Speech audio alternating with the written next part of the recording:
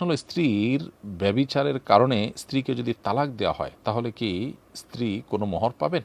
নারী থেকে পুরুষ হওয়ার দোয়া করা যাবে কিনা? হলো যে আমরা আকিকার পশু ক্রয় করেছি এভাবে যে গোশত যত কেজি হবে সে অনুযায়ী মূল্য পাবে, এভাবে চুক্তি করা সহি আছে কিনা?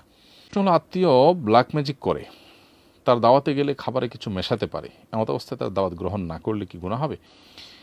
বিয়ের ফেক কাবিন বানিয়ে ডিফেন্ডার হিসেবে চাচাতো ভাইকে বিদেশে আনতে চাচ্ছি, এটা কি জায়েজ হবে? আমি কানাডায় আছি, মিথ্যা কথা বলে কানাডার সিটিজেনশিপ নিয়েছিলাম, এখন এখান থেকে কি আমাদের জন্য, এখানে থাকা কি আমাদের জন্য বৈধ হচ্ছে? মিথ্যা কথা বলে কোথাও সিটিজেনশিপ নেওয়া বা কোনো সুযোগ নেওয়া এটা সন্দেহাতীতভাবে কাবিরা গুনাহ।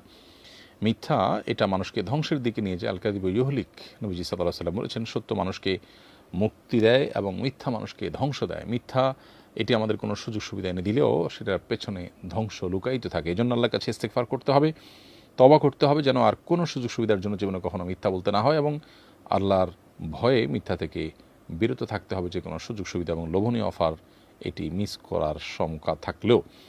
কিন্তু আপনি এখন সেখানে যে বসবাস করছেন সেখানে বসবাস করাটা, বা সেখানে আপনি যদি দিন ইমান নিয়ে বেঁচে থাকতে পারেন, সে সুযোগ থাকে, সে সোসাইটি থাকে এবং হালাল উপার্জনের কোনো পথ থাকে, সেটা আপনি করে থাকেন, তাহলে আপনার এই বসবাস বা হালাল উপার্জন হারাম হয়ে যাবে না। বাট যে মিথ্যা দিয়ে আপনি শুরু করেছেন সেই মিথ্যাটা অন্যায় এবং আল্লাহর কাছে তার জন্য ইস্তিগফার করতে হবে, ক্ষমা প্রার্থনা করতে হবে। নারী থেকে পুরুষ হওয়ার দোয়া করা যাবে কিনা? আল্লাহ রাব্বুল আলামিন যাকে নারী হিসেবে তৈরি করেছেন তিনি পুরুষ হওয়ার দোয়া এটা সুস্পষ্ট সীমালঙ্ঘনের শামিল। আল্লাহ সুবহানাহু ওয়া তাআলা বলেছেন, লা তাগয়িরা লিল খালকিল্লাহ, আল্লাহ সৃষ্টিতে কোনো পরিবর্তন চলে না বা করা যাবে না। তো মৌলিকভাবে এই যে কেউ নারী হয়ে পুরুষ হতে চাওয়া, পুরুষ হয়ে নারী হতে চাওয়া, এটা আল্লাহ তাআলার ফয়সালার বিরুদ্ধে আপনার অভিযোগ করার শামিল, এবং এটা এক ধরনের দোয়ার ক্ষেত্রে সীমালঙ্ঘন। আর আল্লাহ তাআলা বলেছেন সীমালঙ্ঘনকারীদেরকে আল্লাহ তাআলা পছন্দ করেন না, ইন্নাহু লা ইউহিব্বুল মুতাদিন। এই জন্য এই ধরনের দোয়া আল্লাহর কাছে করাটা অনুচিত এবং এটা ভয়াবহ একটি বিষয় যে আল্লাহর শানে এমন কিছু আমি পেশ করলাম যেটা আসলে আল্লাহর শানের সাথে যায় না, বা দোয়ার নামে এক ধরনের সীমালঙ্ঘন হয়ে যায়, এটা করা উচিত নয়। বিয়ের ফেক কাবিন বানিয়ে ডিফেন্ডার হিসেবে চাচাতো ভাইকে বিদেশে আনতে চাচ্ছি, এটা কি জায়েজ হবে? ফেক কাবিন বানানো মানে প্রতারণা করা, মানে মিথ্যা লেখা, যে আপনার স্বামী নয় তার ঘরে স্বামীর নাম লেখা থাকে, স্ত্রী হিসেবে দেখানো নিজেকে, অথচ আপনি তার স্ত্রী নন। তাহলে এই যে মিথ্যাচার আপনি করলেন, এটা তো ইমানদার করতে পারেন না। নবী সাল্লাল্লাহু আলাইহি ওয়াসাল্লাম বলেছেন, মান গাশশানা ফালাইসা মিন্না, যে ব্যক্তি ধোঁকা দেয় আমাদেরকে সে আমার উম্মত নয়। অতএব একটু সুবিধা পাওয়ার জন্য, একটু সুযোগের জন্য, একটু কোনো বেনিফিট বা ফ্যাসিলিটি হাসিল করবার জন্য যদি মিথ্যা এবং প্রতারণাকে আমরা হালাল মনে করি, তাহলে সেক্ষেত্রে মিথ্যা প্রতারণা কোথাও তো আর হারাম হবে না। সব জায়গাতেই কেউ না কেউ কোনো না কোনো ফ্যাসিলিটির জন্যই সাধারণত এই কাজগুলো করে থাকে। তো এই জন্য এটা জায়েজ হবে না, এবং আল্লাহকে ভয় করে এই কাজ থেকে আপনাকে বেঁচে থাকতে হবে এবং দূরে থাকার চেষ্টা করতে হবে, এবং এই লোভনীয় অফারকে না করতে হবে, কারণ এটি হারাম, ভয়াবহ হারাম, এটিতে কোনো ছাড় নেই। আপনি একটা মিথ্যা, একটা প্রতারণার মধ্য দিয়ে আরেকজনের উপকার করলে সেখানে সব হবে না, বরং গুনাহ হবে। যিনি উপকার গ্রহণ করছেন তিনিও গুনাহগার হচ্ছেন। ইমানদার মিথ্যাবাদী, তারপরে প্রতারক বা এরকম চিটারি বাটপারি করা চরিত্রের হতে পারে না। জুমার দিনে সূরা কাহাফ পাঠের ফজিলত জানতে চাই। জুমার দিনে সূরা কাহাফ পাঠের ফজিলত হলো যে এটি আলোর কাজ দিবে। অনেক উলামা কেরাম বলেছেন হাদিসে যে আলোর কথা বলা হয়েছে সূরা কাহাফে, এটি কিয়ামতের ময়দানে মানুষের আলোর ভূমিকা রাখবে। মানুষের সামনে যখন ভয়াবহ ঘুটঘুটে অন্ধকারে মানুষ নিমজ্জিত থাকবে, তখন সূরা কাহাফ যারা জুমার দিনে তেলাওয়াত করেছেন তাদের জন্য এটি আলো বয়ে আনবে। অনেকে বলেছেন দুনিয়াতেই, পার্থিব জীবনেই এই সূরা যারা নিয়মিত পড়বেন শুধু জুমার দিনে, আল্লাহ তাআলা তাদেরকে ঈমানের আলো দিবেন, যাতে তিনি হেদায়েত এবং সুন্দর সঠিকের পথ দেখতে পাবেন। অতএব সূরা কাহাফ জুমার দিনে আমাদের পড়ার চেষ্টা করা উচিত। বৃহস্পতিবার সন্ধ্যা থেকে নিয়ে শুক্রবার সন্ধ্যার আগ পর্যন্ত এই সময়ের মধ্যে সূরা কাহাফ পাঠের মাধ্যমে আমরা ফজিলত লাভ করতে পারি। স্ত্রীর ব্যভিচারের কারণে স্ত্রীকে যদি তালাক দেওয়া হয় তাহলে কি স্ত্রী কোনো মোহর পাবেন? কোনো স্ত্রী ব্যভিচার করলে তিনি মোহরের থেকে মাহরুম হয়ে যান না, বরং স্ত্রী হিসাবে আপনি স্বামী স্ত্রী হিসাবে যদি আপনারা সংসার করে থাকেন তাহলে তার প্রাপ্য হয়ে গেছে মোহর। এখন তিনি জিনায় লিপ্ত হলে এটি তার ভিন্ন পাপ, ভিন্ন জবাবদিহিতা আল্লাহর কাছে, সেটা ভিন্ন বিষয়। কিন্তু এর কারণে আপনি তার মহারণা যেটা প্রাপ্য হয়ে গেছেন তিনি ইতিমধ্যে, অর্থাৎ এই ঘটনার আগেও তিনি, অর্থাৎ ব্যভিচার লিপ্ত হওয়ার আগেই তিনি এই মহারণার অধিকারী হয়ে গেছেন, সেটা থেকে আপনি তাকে বঞ্চিত করতে পারেন না, বা সেটা পাওয়ার হক তার অবশ্যই থাকবে। জ্বালানি কবুতর খাওয়া কি যায়?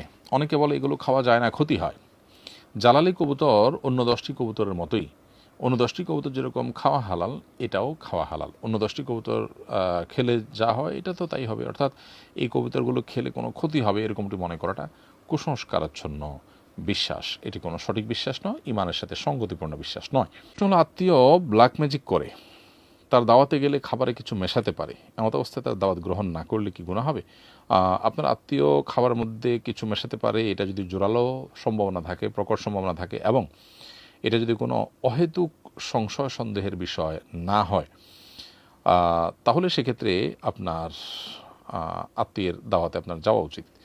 আর যদি মনে হয় যে না, এটি নিছকের সংশয় সন্দেহ নয়, বরং এটি জোরালো সন্দেহের জায়গা তৈরি করেছে বা সম্ভাবনা আছে, তাহলে সেক্ষেত্রে আপনি নিজের ক্ষতি করে আত্মীয় স্বজনের খাবার খেতে যাওয়া বা তার দাওয়াত খেতে যাওয়া বা তার সাথে মিশতে যাওয়া, এটা আপনার জন্য আবশ্যক নয়। নিজে ক্ষতিগ্রস্ত হয়ে আরেকজনের সাথে সৌজন্যতা রক্ষা করার নির্দেশ ইসলাম আমাদেরকে দেয়নি। তবে যেটি বলেছি যে অনেক সময় এই জাতীয় ইস্যুতে আমাদের অহেতুক শুধু ধারণা হয়ে থাকে, যেটার কোনো ভিত্তি নেই। তবে এর বিপরীতটাও অনেকের ক্ষেত্রে আছে, যে আত্মীয় স্বজন আসলেই ক্ষতিগ্রস্ত করার চেষ্টা করে অনেক সময়। একাধিক বিয়ে পছন্দ না করা কি কুফরি? একাধিক বিয়ে পছন্দ না করলে, সেটা যদি এই বিধানটাকে অপছন্দ করা হয়, জানেন যে আল্লাহ তাআলা কোরআনে কারিমে এই বিধান দিয়েছেন, তারপর তিনি যদি এটা অপছন্দ করেন, অপছন্দ লাগার কথা বলেন, প্রকাশ করেন বা ঘৃণা অন্তত রাখেন, তাহলে সেক্ষেত্রে সেটা অবশ্যই কুফরি। আল্লাহর বিধানকে অপছন্দ করার কারণে আল্লাহ তাআলা বলেছেন যে কাফারু বিমা আনজালাল্লাহ, তারা আল্লাহর যা নাজিল করেছে এটার প্রতি কুফরি করেছে। এই জন্যই আল্লাহ তাআলা তাদের সমালোচনা করেছেন এবং কাফিরদের প্রসঙ্গে আল্লাহ তাআলা বলেছেন। এজন্য ঈমানদার আল্লাহর নাজিল হওয়া বিধান যেটা আল্লাহ তাআলা হালাল করেছেন, হয়তো জিনিসটা বৈধ বিষয়, কিন্তু সেটাকে আপনি অপছন্দ করতে পারেন না। অতএব আপনার নিজের জন্য ভালো মনে না করা, আপনি নিজের জন্য পছন্দ না করা, এটা ভিন্ন জিনিস। কিন্তু পুরো সিস্টেমটাকে অপছন্দ করা মানে হলো আল্লাহর বিধানের বিরুদ্ধে বিদ্রোহ করা, এনকার করা, অস্বীকৃতি জানানো, যেটা রীতিমতো কুফরি।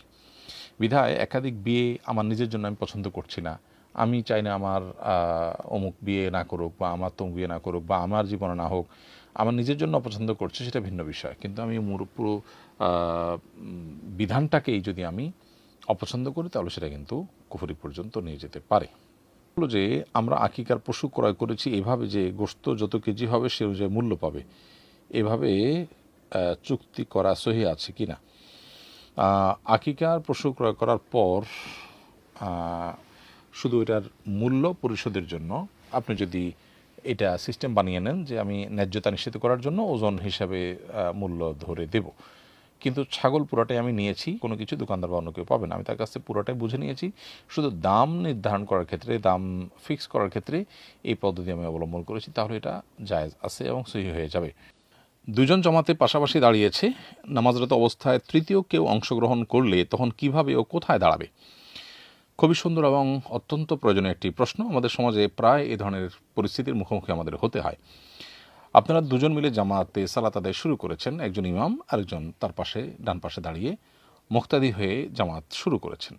এর মধ্যে তৃতীয় কোনো ব্যক্তি যদি এসে আপনাদের সাথে জয়েন করতে চান, তাহলে সেক্ষেত্রে তিনি এসে ইমামের গায়ে হালকা করে আলতো করে টাচ করবেন, বা কোনোভাবে ইমাম যখন নিশ্চিত হবেন যে হ্যাঁ আরেকজন আমাদের সাথে এখন জয়েন করতে যাচ্ছে, তাহলে সেক্ষেত্রে ইমাম সাহেব সামনে জায়গা থাকলে সোজা সামনে চলে যাবেন, আর ওই ভদ্রলোক যিনি পরে এসছেন তিনি মুক্তাদির পাশে দাঁড়িয়ে যাবেন। আর যদি ইমাম সাহেবের জন্য সামনে যাওয়ার মতো জায়গা না থাকে, তাহলে সেক্ষেত্রে যে মুক্তাদি আছেন তাকে আলতোভাবে ধরে পেছনের দিকে টান দিবেন, অথবা ইশারা দিবেন যেন তিনি পেছনের দিকে চলে আসেন, তিনি পেছনে বরাবর চলে আসবেন, কেবলার দিকে যে তার বডি আছে সেটা যেন এদিক সেদিক না হয়ে যায়, হালকা দিক সেদিক হলে সমস্যা নেই, তিনি বরাবর পেছনে আসবেন, এবং তখন দুজন মুক্তাদি একসাথে দাঁড়াবেন আর ইমাম তো তার জায়গায় দাঁড়িয়ে আছেন, এভাবে সালাত আদায় করবেন। আর যদি সামনে অথবা পেছনে যাওয়ার কোনো জায়গা না থাকে, এমন জায়গা যে মুক্তাদিও পেছনে আসতে পারবে না, আবার ইমাম সাহেবও সামনে যেতে পারবেন না, অথবা ইমাম মুক্তাদি কেউ আসলে এই মাসআলা জানেনই না, যার কারণে তাদেরকে টানতে গেলে অথবা টাচ করতে গেলে তারা ভুল বুঝবেন, বরং তারা জিনিসটা জানেনই না, তাহলে সেক্ষেত্রে আপনি ইমামের বাম পাশে দাঁড়িয়ে, ডান পাশে তো একজন মুক্তাদি আসেনি, আপনি বাম পাশে দাঁড়িয়ে সালাত শুরু করতে পারেন, কোনো অসুবিধা নেই, নামাজ হয়ে যাবে, জামাত হয়ে যাবে। যদিও একাধিক মুক্তাদি থাকলে তখন ইমামের কর্তব্য সামনে আর মুক্তাদির পেছনে দাঁড়ানো, কিন্তু কোনো কারণে পাশাপাশি দাঁড়িয়ে সালাত আদায় করলেও সেটা হয়ে যাবে, কারণ এই সামনে পিছিয়ে করে দাঁড়িয়ে নামাজ আদায় করার বিষয়টা ফরজ কিংবা ওয়াজিব লেভেলের বিষয় না, এটা সুন্নাহ পর্যায়ের জিনিস। বিধায় এটা করতে পারলে ভালো, কোনো কারণে না করা গেলেও নামাজ হয়ে যাবে।